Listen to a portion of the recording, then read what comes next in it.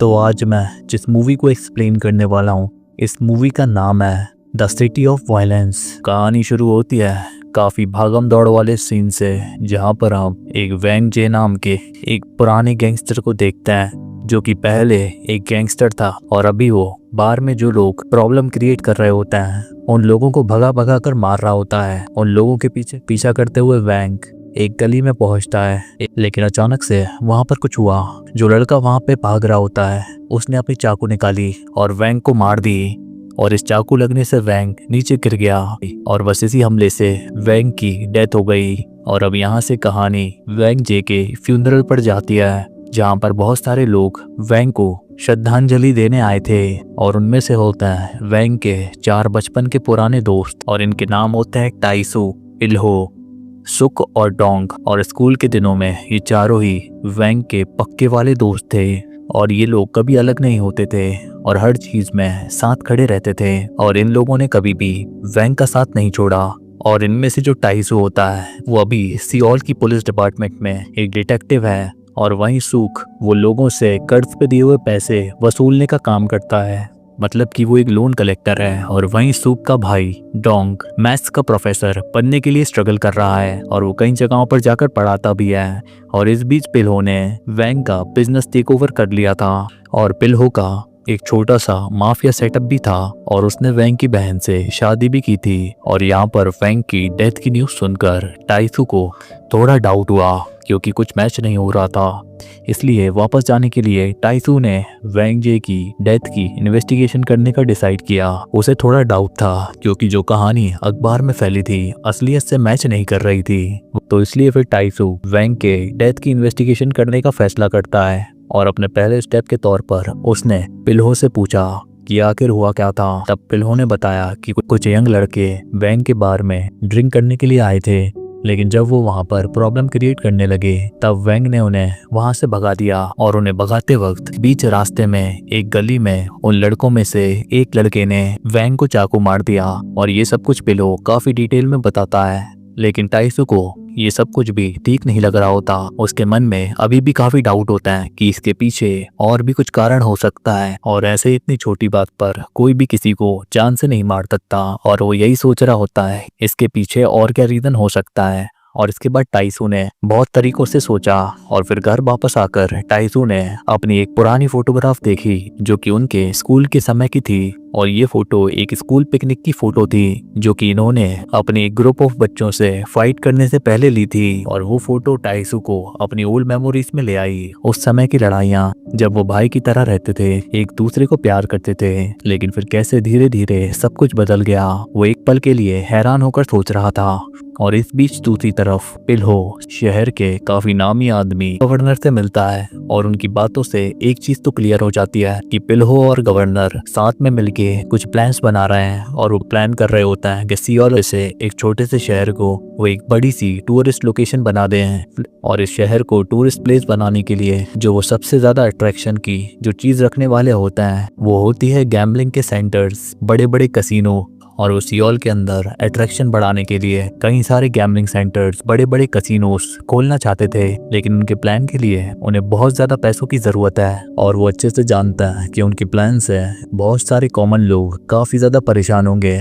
लेकिन फिर पिल्हो ने अपने माफिया की ताकत का इस्तेमाल करके काम किया, और उसने लोगों को डरा धमका के उनकी जमीन उनसे खरीद ली। और वो प्रोजेक्ट भी स्मूथली चल रहा होता है, और अब काफी हद तक जमीन एक्वायर करने में पिल्हो काफी सक्सेसफुल हो गया था। और दूसरी तरफ टाइसू भी वैंग जे के किलर्स को ढूंढने की कोशिश कर रहा था, और वो इन्वेस्टिगेशन के पार्ट के तौर पर वो कसिनो में पहुंचा, और उसने वहां पर उन यंग लड़कों के बारे में पूछना शुरू किया, जिसके बारे में पिल्हो ने उसे बताया था। लेकिन यहाँ पर कुछ गैंगस्टर लड़कों ने टाइसू के ऊपर हमला करना शुरू कर दिया। तो यहाँ पर टाइसू भी खाली तो खड़ा नहीं रह सकता, तो टाइसू ने भी उन पर हमला करना शुरू कर दिया। और यहाँ पर एक जबरदस्त फाइट हुई, और टाइसू ने उन सभी को अकेले ही मार गिराया। लेकिन उन सब से भी वैंग के डेथ के रिलेटेड कोई भी इम्पोर्टेंट इन्फॉर्मेशन नहीं मिली। और फिर एक रात यहाँ पर टाइसू कुछ गैंगस्टर के सामने पहुंचा, लेकिन इस बार ये बड़े गैंगस्टर टाइसू के लिए तैयार थे, और वो टाइसू के ऊपर हमला करने के लिए रेडी होकर आए होते हैं और उनके साथ कई सारे गैंगस्टर और भी होते हैं। और यहाँ पर 4 डिफरेंट ग्रुप के गैंगस्टर्स टाइसू पर अटैक करने के लिए आए थे और हर ग्रुप के पास अपने अपने अलग हथियार थे और इन सभी का बिहेवियर भी काफी अलग था। और जब भी टाइसू एक जगह से दूसरी जगह जाता, वो दूसरी जगह वहाँ के गैंगस्टर्स को देखता कि वो भी वहाँ से आ रहे हैं। और ये 4 ग्रुप होते हैं, yoyo group, cycle gang, hockey stick gang और गर्ल्स गैंगस्टर गैंग। और यहाँ पर इन सभी गैंगस्टर ग्रुप ने कर टाइसू को घेर लिया और टाइसू के ऊपर अटैक करना शुरू कर दिया। और फिर जो हुआ वो थी एक जबरदस्त फाइट। और यहाँ पर टाइसू ने अकेले ही काफी सारे गैंगस्टर्स को हैंडल करने की कोशिश की, लेकिन आखिर वो कितनी देर तक अकेले लड़ पाता। और एक समय आया जब टाइसू को लगा कि वो हार ही जाएगा, लेकिन तब वहां पर सूप पहुंच गया। टाइसू का वो दोस्त जो कि लोन कलेक्ट करता है वो वहां पर आया और सूप टाइसू के साथ हो गया और वो उन गैंगस्टर्स के ग्रुप से लड़ने लगा और उसने भी उन गैंगस्टर्स के ग्रुप से लड़ना शुरू कर दिया। लेकिन फिर एक पॉइंट पर इन्होंने रियलाइज किया कि इस तरीके से लड़ना काफी बेवकूफी है और वो दोनों यहाँ से भाग गए। और यहाँ पर कार में सुक टाइसू से कहता है कि पूरा शहर बदल गया है, अब ये पूरा शहर गैंगस्टर से भरा हुआ है और वही इस पूरे शहर को कंट्रोल करते हैं। और उस दिन टाइसू और सूक ने बहुत सारी बातें की और सूक भी वैंग की डेथ की असली सच्चाई को सामने लाना चाहता था। तो तब यहाँ पर सूक ने टाइसू के साथ काम करने का डिसाइड किया। तो इसके बाद यहाँ पर टाइसू ने अपनी ये हर एक बात क्लियरली सूक को बताई। जो कुछ भी उसने इस इन्वेस्टिगेशन की चीजों में समझी थी वो सारी बातें उसने सूक को बताई। और वो कह रहा होता है कि वेंजे की डेथ के पीछे कुछ ना कुछ तो कारण है, वो सिर्फ वैसे ही किसी लड़के के चक्कर में आकर नहीं मर सकता। तो ये सब सुनकर सूक ने कहा कि एक काम करते हैं, अगर किसी ग्रुप ने वेंजे को मारा है तो हम हर गैंगस्टर ग्रुप के लीडर से मिलकर कोई इन्फॉर्मेशन निकालने की कोशिश करते हैं और इस रहस्य के जड़ तक पहुंचने का यही तरीका है। तो इसके बाद इन्होंने हर गैंग के लीडर से मिलकर इंफॉर्मेशन निकालनी शुरू की। और ये कोई आसान काम नहीं था, लेकिन फिर भी वो एक दूसरे के पास जाकर इंफॉर्मेशन लेने की कोशिश करते हैं। और इस इन्वेस्टिगेशन के दौरान उनके सामने एक शॉकिंग इन्फॉर्मेशन सामने आई। उन्हें पता चला कि वेंजे की डेथ कोई सिंपल डेथ नहीं थी, ये एक प्लान मर्डर था। बार में प्रॉब्लम क्रिएट करने से पहले ही वेंग को मारने का प्लान बना दिया गया था। कर्स गैंगस्टर ग्रुप की लीडर को पकड़ा और उसने फाइनली जो उसे पता था वो बता दिया। और सूक था भाई, यानी कि वो मैथ्स प्रोफेसर जो कि स्ट्रगल कर रहा था और वो बच्चों को मैथ्स पढ़ाता था, उसका वेंजे की डेथ से कोई ना कोई कनेक्शन था। और ये इन्फॉर्मेशन सूक और टाइसू के लिए काफी ज्यादा शॉकिंग थी। तो इसके बाद ये दोनों ही तुरंत डोंग से मिलने के लिए और इसकी कोचिंग की जगह पर गए जहां पर क्लास खत्म हो चुकी थी। तब यहाँ पर गुस्से से भरे हुए सूक ने अपने बड़े भाई के बारे में सोचे बिना डोंग पर हमला कर दिया और उसे सब कुछ सच सच बताने के लिए कहा। और तब यहाँ पर बहुत प्रेशर में आने के बाद डोंग ने सच बताना शुरू किया और उसने कहा कि पिल्हो एक बड़ा गैम्बलिंग सेंटर और एक एम्पायर बनाने की कोशिश कर रहा है और उसमें उसने उसे सपोर्ट किया था, जिस पर पिल्हो ने उससे प्रॉमिस किया था कि अगर वो उसका साथ देता है तो वो उसकी मॉम को उस कैसीनो के अंदर एक दुकान दे देगा। उसकी मॉम जो सालों से मार्केट में छोटे मोटे काम करके स्ट्रगल कर रही थी, तो डोंग को लगा कि ऐसा चांस फिर नहीं मिलेगा और बस इस एक काम से उनकी लाइफ बेहतर हो जाएगी। तो इसलिए डोंग ने हेल्प करने के लिए पिल्हो का साथ दिया, लेकिन पिल्हो ने अपना प्रॉमिस नहीं रखा। और इसके बाद डोंग को सब कुछ पता चल गया और उसके अंदर सिर्फ गिल्ट रह गया। और फिर डोंग ने वो असली बात बताई, वो जो कुछ भी उसे पता था, और उसने बताया कि वेंग की डेथ के पीछे पिल्हो ही था।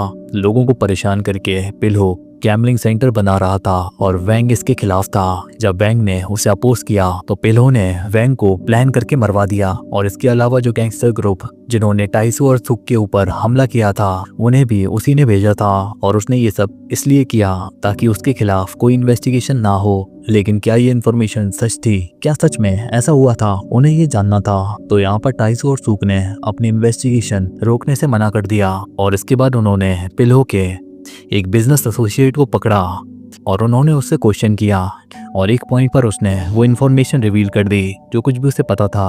और उसने बताया कि वेंग हमेशा से गैम्बलिंग सेंटर के प्लान के खिलाफ था और उसने कहा था कि अगर ऐसा होता है तो वहाँ के कॉमन लोगों की लाइफ बहुत मुश्किल हो जाएगी। और उसने पिल्हो को काफी समझाने की भी कोशिश की थी कि अगर तुमने यहाँ पर गैम्बलिंग सेंटर खोला तो यहाँ पर आम लोगों को काफी ज्यादा प्रॉब्लम होगी और वो तुम्हारे गैम्बलिंग सेंटर की वजह से अपना घर तक खो देंगे और उनकी प्रॉब्लम्स भी काफी ज्यादा बढ़ जाएंगी। और एक बार इस बारे में बात करते हुए उनके बीच में काफी ज्यादा आर्ग्यूमेंट हुई और यहाँ तक कि उन दोनों के बीच इसी बारे में फाइट तक हो गई थी और इसी बात की वजह से उन दोनों ने ही पब्लिक में ही फाइट की थी। और क्योंकि वह काफी स्ट्रॉन्ग फाइटर था, उसने पिलो को उस दिन काफी बुरी तरीके से पीटा था और उसने पिलो को मार गिराया था और सबके सामने यूं हार कर पिलो को ये बहुत ही ज्यादा ह्यूमिलेटिंग लगा। तो उसी दिन से पिलो के अंदर बहुत गुस्सा आ गया और पिलो ने खुद कुछ यंग क्रिमिनल्स को इकट्ठा किया और उनके साथ मिलकर उसने प्लान बनाया और उन्हें इंस्ट्रक्शन दिया उस दिन जाकर के पहले वैंग के बाहर में प्रॉब्लम क्रिएट करना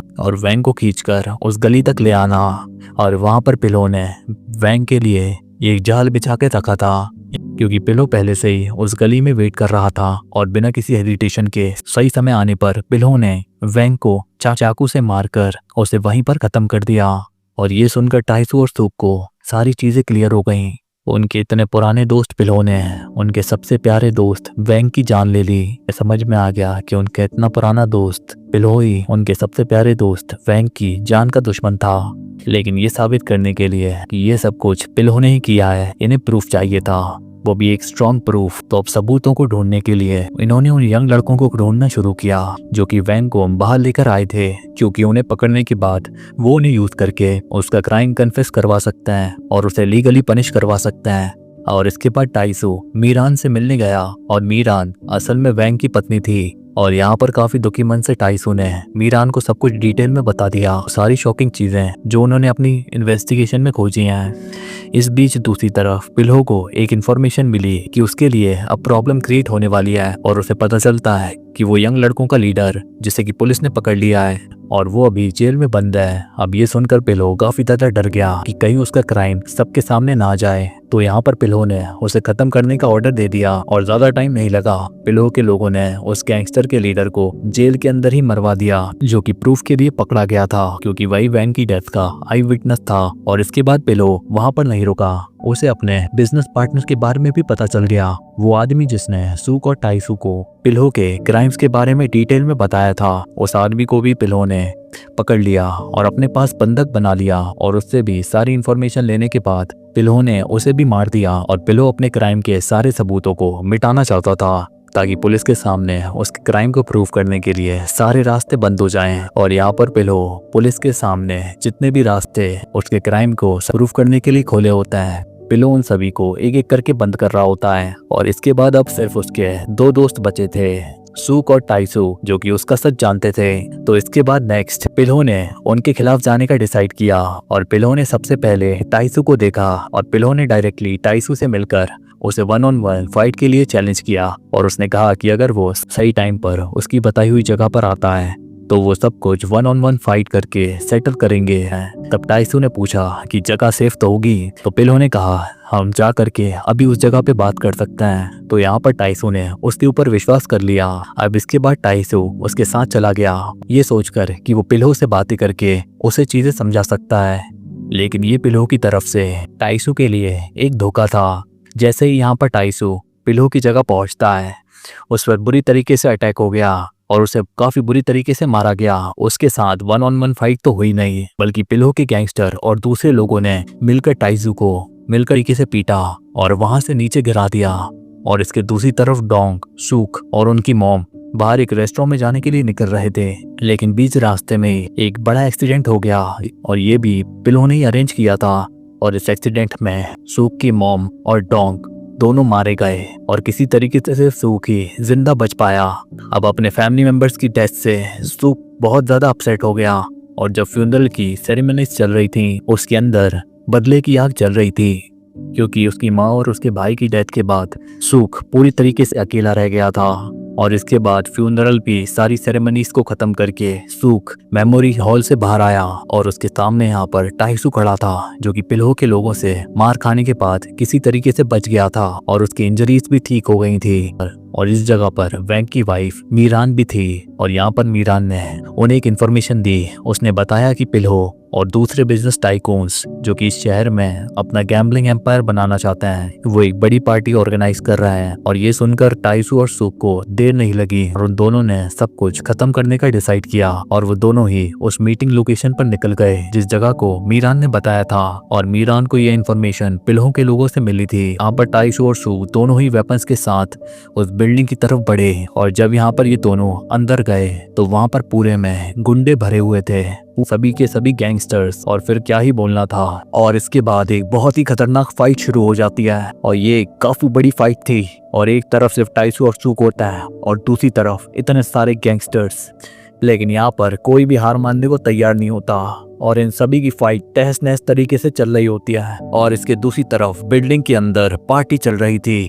गवर्नर मिस्टर जो और दूसरे बिजनेस टाइकून्स और पिल्हो वहां पर थे, लेकिन कुछ इवेंट्स और प्रॉब्लम की वजह से गवर्नर जो ने पिल्हो को गैम्बलिंग सेंटर के चेयरमैन पोजीशन से हटाकर किसी और को चेयरमैन बनाने का डिसाइड किया। और वहीं पर टाइसू और सू लोगों को मारते हुए एक रूम में घुस गए, लेकिन ये सिर्फ एक रूम नहीं था, वहां वेपन्स के साथ एक और ग्रुप था जो कि और भी स्किल्ड गैंगस्टर थे।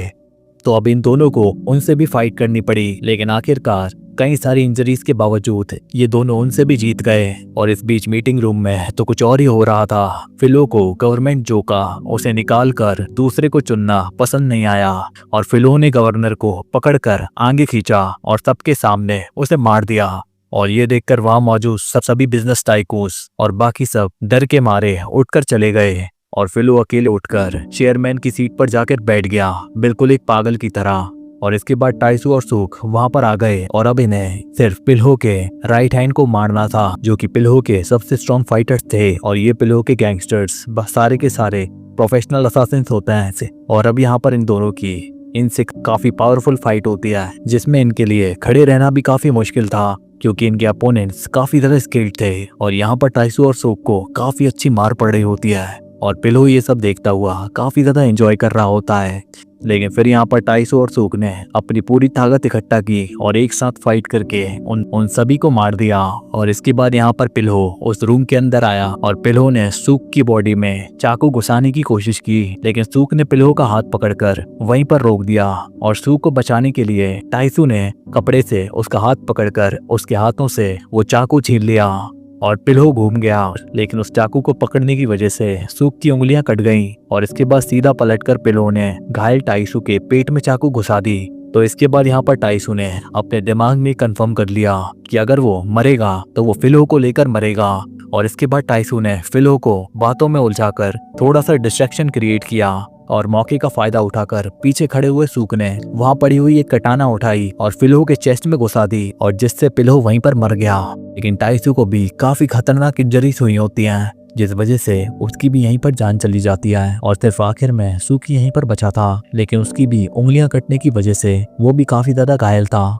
लेकिन वो किसी तरीके से अपनी आखिरी बची ताकत से उस शॉट को पकड़े हुए वहीं पर खड़ा रहा। और इसके बाद टाइम स्टोरी फ्लैशबैक में चली गई और हमें दिखाया जाता है वो समय जब इन लोगों का पूरा ग्रुप पिकनिक पे फाइट करके वापस आया था। और जब ये सभी दोस्त थे तब सूक ने कहा था कि हम ये फाइट नहीं जीते, लेकिन डोंग कह रहा था कि नहीं हम ही जीते हैं। तब सूक ने एक बार फिर से रिपीट किया था अगर फाइट या कन्फ्रंटेशन से कुछ गेन नहीं करते तो समझ लो हम उस फाइट को हारे ही हैं। और अपने सामने अपने प्यारे दोस्तों को मरे हुए देखकर सूक ने भी एक लंबी सांस ली और हो सकता है कि घायल सूक ने भी अपने आप को मार दिया या उसकी सांसें इसलिए चली गईं क्योंकि वो समझ गया था कि इतना कुछ करके भी उसे कुछ नहीं मिला।